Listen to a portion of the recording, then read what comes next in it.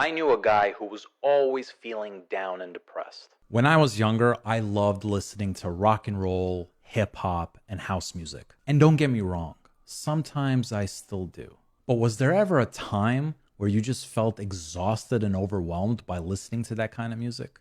Like it drained all your energy and you just couldn't take it anymore? Yeah, and that's because it does. I knew a guy who was always feeling down and depressed. And I told him that it's no wonder he feels that way because he was always listening to heavy metal with disturbing and dark lyrics. It was actually very excessive.